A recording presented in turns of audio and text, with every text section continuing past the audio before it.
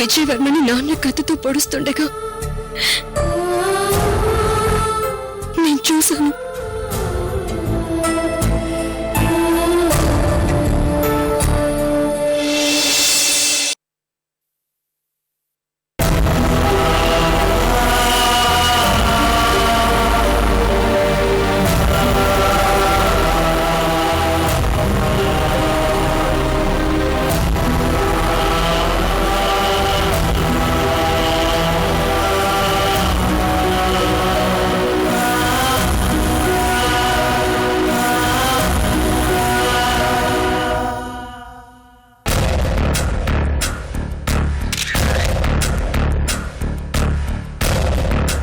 వికాస్ బతికే ఉన్నాడా మేడం? ఇది పోలీసుల వైఫల్యమే అనుకుంటున్నారా? అసలు ఎలా తప్పించుకున్నాడు మేడం? చెప్పండి. 1 మినిట్ ప్లీజ్. వికాస్ తప్పించుకున్నాడు. ఎప్పుడు ఎలా అనేది హైదరాబాద్ వెళ్ళాక ప్రెస్ మీట్ లో అన్ని డీటెయిల్స్ చెప్తాను. త్వరలో వికాస్ని పట్టుకొని కోర్టుకి అప్ చెప్తాను. That's all.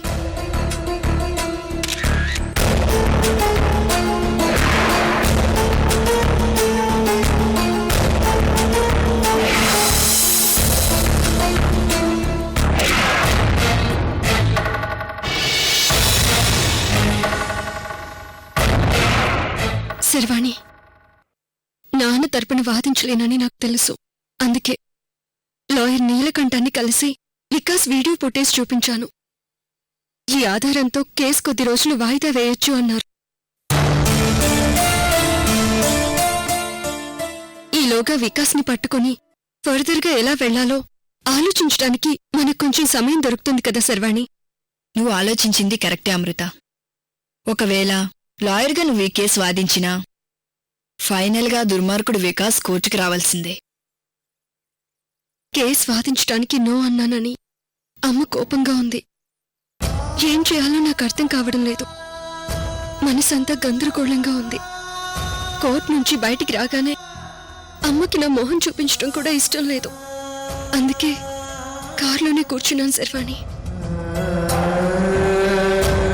ఒకవైపు వికాస్ తప్పించుకున్నాడు, ఇంకొక వైపు నాన్న జైల్లో ఉన్నారు. అమ్మ పరిస్థితి చూస్తే నాకు చాలా బాధగా ఉంది. పట్టడి తిరిగి సంపాదించానని ఆనందంగా ఉన్నా ఈ యుద్ధంలో నేను గెలిచానో ఓడిపోయానో నాకే అర్థం కావడం లేదు Sharvani. Amrita, don't get disappointed.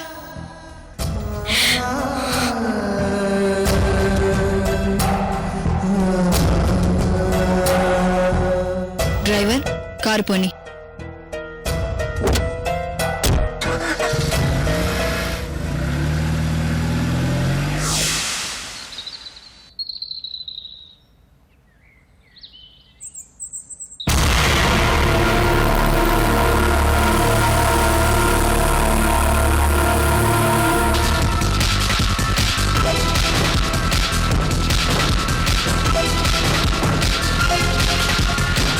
అవును, గంగాధరాన్ని మర్డర్ చేసి ఉరిశిక్ష పడ్డ ఖైదీ వికాస్ యాక్సిడెంట్లో చనిపోలేదు, బ్రతికే ఉన్నాడు.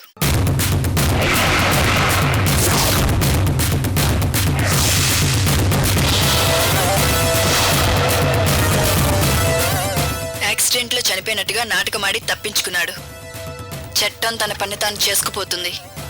ఎంత పెద్దవారైనా చట్టం చేతిలోండి తప్పించుకోలేరు. త్వరలో వికాస్ని పట్టుకుంటాం. విదేశాలకి పారిపోకుండా అన్ని ప్రయత్నాలు చేస్తున్నాం. Very soon we will catch the criminal.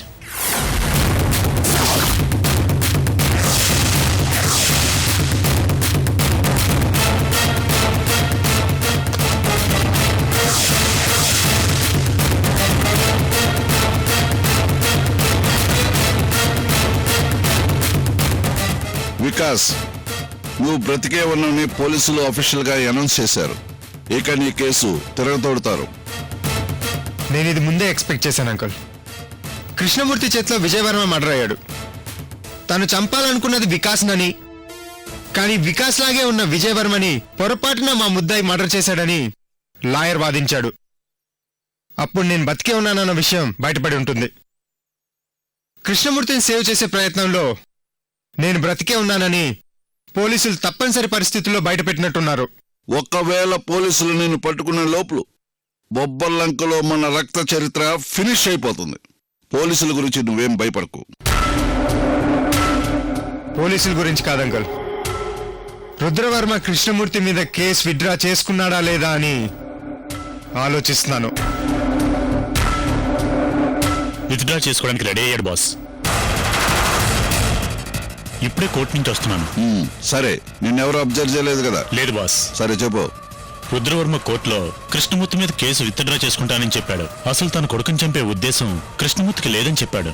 తన కొడుకులాగే ఉండే వికాస్ అనే క్రిమినల్ ఆడిన నాటకంలో తన కొడుకు బలయ్యాడని కోర్టులో చెప్పడంతో కేసు కొత్త మలుపు తిరిగింది బాస్. విజయవర్మలా ఉండే వికాస్ సార్ని కోర్టులో హాజరుపరచవలసిందిగా జడ్జి పోలీసులను ఆదేశించారు బాస్.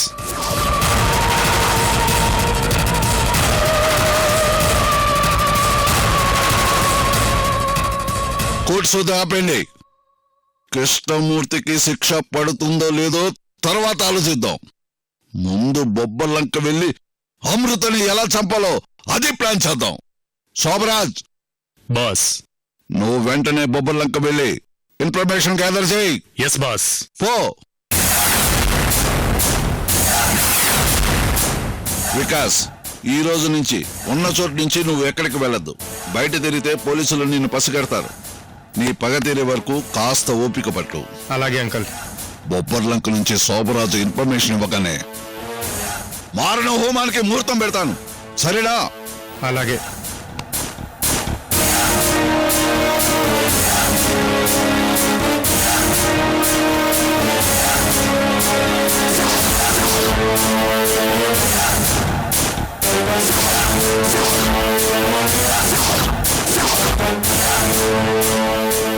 వస్తాయ్ అమృత, నీకు జస్ట్ 5 కిలోమీటర్ల దూరంలోనే ఉన్నాను. వస్తాను. నిన్ను బొబ్బర్లంకలో పాతి పెట్టడానికి వస్తాను. దయచేయి.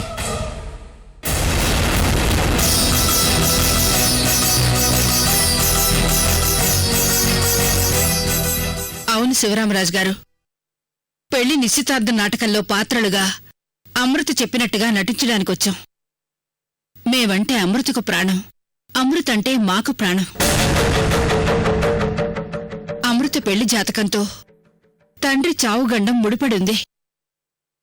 తల్లిదండ్రులతో కలిసుంటే కృష్ణమూర్తి గారికి చావు వస్తుందని జ్యోతిష్కుడు చెప్పాడు. అందుకే అమృత ప్రాణంలో ప్రాణమైనా అమ్మా నాన్నని కూడా వదిలి దూరంగా ఉంటోంది. పెళ్లి విషయంలో నా జీవితంలో చాలా చిక్కుముళ్ళు ఉన్నాయి. వాటిని గురించి తర్వాత చెబుతాను తాతయ్య అంటే నేను ఊరుకున్నాను. ఆ చిక్కుముళ్ళు ఇంత పెద్దవన్న సంగతి నాకు తెలియదే. చిక్కుముడి ఉంది, అలాగే దాన్ని విప్పదీసే పరిష్కారమూ ఉంది. నా కొడుకు విక్రమ్ని పెళ్లి చేసుకుంటే అమృత జాతక దోషం పోతుందని సిద్ధాంతి గారు చెప్పారు.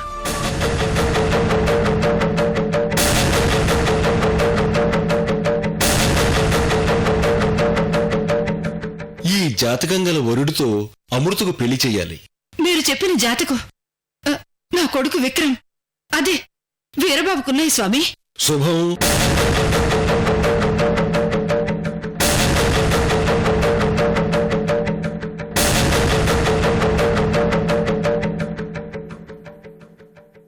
పెళ్లి జాతక దోషం పోయి అమృత అమ్మా నాన్నతో సంతోషంగా కలిసి ఉండాలని మేమంతా ఆలోచించి నా కొడుకు విక్రమ్తో పెళ్లి చేయాలనుకున్నాం.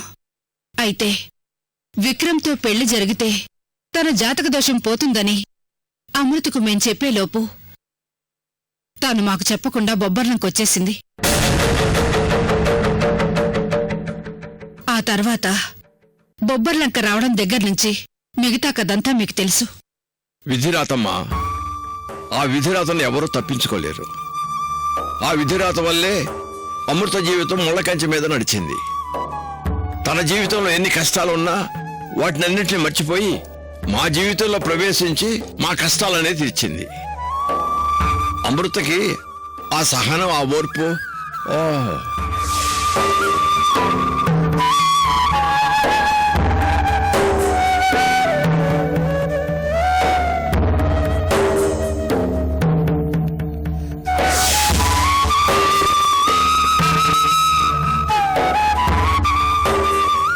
కష్టాల ప్రయాణం ఈ కళ్లతో చూశాను, ఇంకా చూస్తూనే ఉన్నాను. ఈ రోజు తన ప్రయాణం మీ దగ్గరికొచ్చి ఆగింది. ఇప్పుడు మీరే ముందుకొచ్చి ఏదో ఒకటి చేయాలి శివరామరాజు గారు.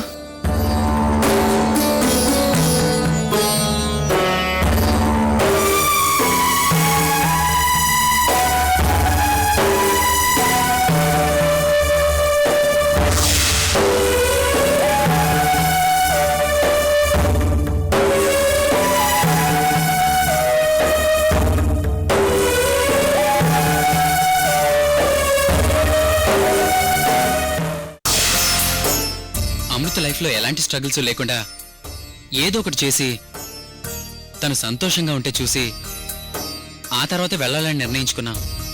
అంతవరకు బొబ్బర్లం కుదిరి వెళ్ళం తాతయ్య గారు.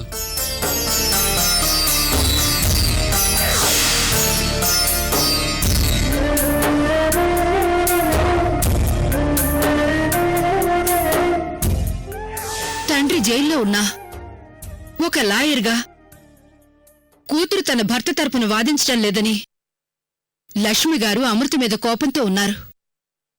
అమృతతో మాట్లాడడం లేదు.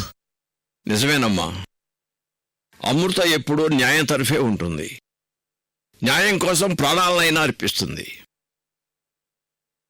తన తండ్రి తప్పు చేశాడన్న సంగతి తనకు తెలుసు. అందుకే ఆయన తరఫున వాదించడానికి కూడా సిద్ధంగా లేదు. తండ్రిని కూడా కాపాడుకోలేని స్థితిలో ఉన్నందుకు తానెంతో బాధపడింది.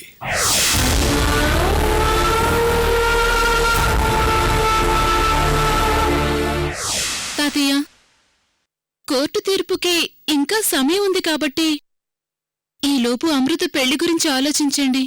మీరు చెప్పినట్టు ఆలోచిస్తే అమృత కళ్యాణ యోగంలో దోషం ఉంది. ఆ దోష పరిహారానికి ఇదే మంచి సమయం అనిపిస్తుంది.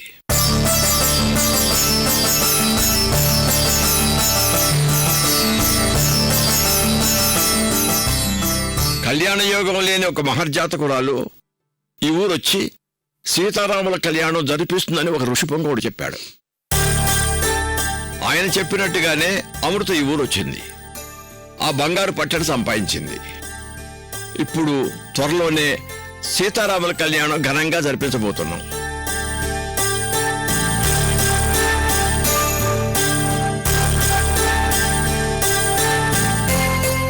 పాతికేళ్ల తర్వాత సీతారాముల వారి కళ్యాణం జరుగుతుందంటే దానికి కారణం సాక్షాత్తు సీత రూపంలో ఉన్న అమృతేనమ్మా. అమృత పెళ్లి మాత్రం ఆ శ్రీరామచంద్రుడు ఎందుకు ఆపుతాడు?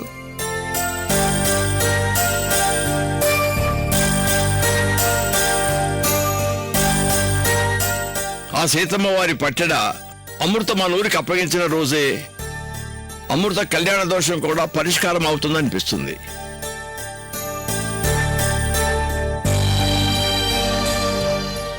అమృత నాకు నా కుటుంబానికి ఎంతో మేలు చేసిందమ్మా. నేను తిరిగి ఎంత చేసినా తక్కువే అనిపిస్తుంది. అమృత నా పెద్ద మనవరాలు. ఆమెకు కళ్యాణం చేయాల్సిన బాధ్యత నా పైన ఉంది. ఆ సమయం ఇప్పుడు వచ్చింది. ఆమెను పెళ్లికి ఒప్పించడానికి ప్రయత్నం చేస్తాను. కాకపోతే అమృత పెళ్లి గురించి వాళ్ళ అమ్మ లక్ష్మితో ఒక మాట చెప్పటం మంచిది. ఆంటీ కూడా వచ్చారు తాతయ్య గారు. ఎక్కడుంది? ఇక్కడే బయట కూర్చున్నారు. భలేవాడివయ్యా, ఆమెను బయట కూర్చోబెట్టి మనం ఇక్కడ కబుర్లు చెప్పుకుంటూ కూర్చుంటామా? పదండి తాతయ్య గారు, పదండి. రండి.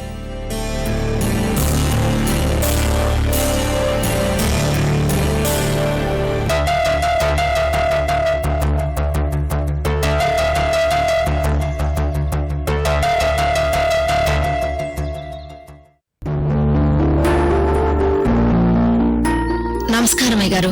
నమస్తే. ఇదేంటమ్మా వచ్చి ఇక్కడ కూర్చున్నావు? లోపలికి రావచ్చు కదా. ఇదేమన్నా పరాయిల్లా? పర్వాలేదయ్యగారు. నువ్వేం బాధపడకమ్మా. పోలీసులు ఏదో విధంగా ఆ దుర్మార్గుడు పట్టుకొని కోర్టుకు అప్పగిస్తారు. కోర్టు నుంచి ఈ కేసు విత్డ్రా చేసుకోబోతున్నట్టు రుద్రమ్మ చెప్పేశాడు. అది జడ్జి ముందే ఒప్పుకున్నాడు. కాబట్టి మీ ఆయనకి పెద్ద శిక్ష పడకపోవచ్చమ్మా. అలాగే నయ్యగారు, ఇంత దూరం వచ్చాక చేసేదేముంది? ఎలా జరగాలనుంటే అలా జరుగుతుంది. కానీ రేపు జైల్లో అయినా నా భర్త సుఖంగా ఉండాలి కదా. అమృత జాతక దోషం పోతేనే నా భర్త చావుగండం పోతుంది. ఎలాగైనా దానికి పెళ్లి చేయాలి. ఈ విషయం చెప్దామని నేనొచ్చాను.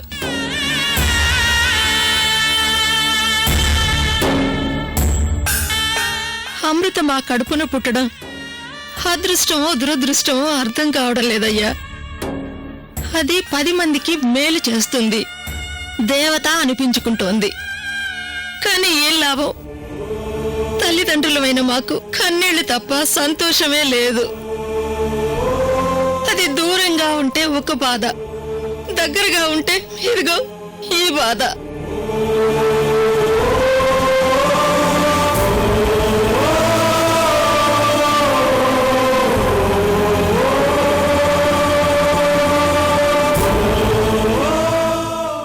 అమృత అంటే మాకు ప్రాణం. ఒక్కోసారి అది మా కడుపున పుట్టడం అదృష్టమని మురిసిపోతాం. కాని ఇది రాత దాన్ని దురదృష్టవంతురాల్ని చేసి మా నుంచి దూరం చేసింది. ఇలా ఎన్నో సంవత్సరాల నుంచి అది బాధపడుతూ మేము బాధపడుతూ దూరంగా ఉంటున్నాం. ఎప్పటికైనా దాని జాతక దోషం పోగొట్టాల్సిన బాధ్యత తల్లిదండ్రులుగా మాదే. కాని ఆయనేమో ఇప్పుడు జైల్లో ఉన్నారు. ఈ పరిస్థితుల్లో మేమేం చేయగలం? ఇక మా వల్ల కాదయ్యా, అంతా అయిపోయింది. మీరైనా పూనుకుని అమృత పెళ్లి చేసి దాని జాతక దోషం పోగొట్టండి అయ్యా. అప్పుడైనా మా జీవితాల్లో సంతోషాలు వస్తాయ్యా.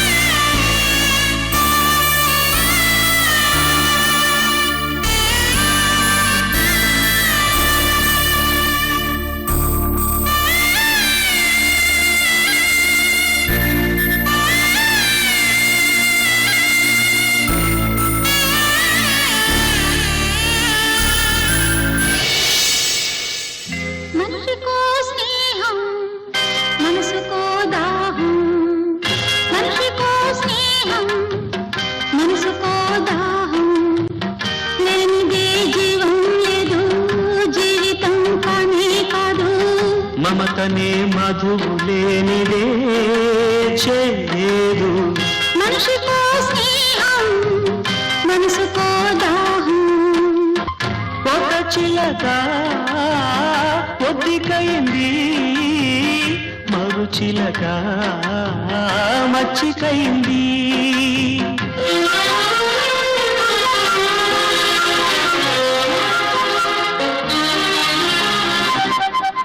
మనిషికో స్నేహం మనసుకో దాహం. మనిషికో స్నేహం మనసుకో దాహం. లేనిదే జీవం లేదు, జీవితం కానే కాదు. మమతనే మధువు లేనిదే చేదు. మనిషికో స్నేహం మనసుకో దాహం.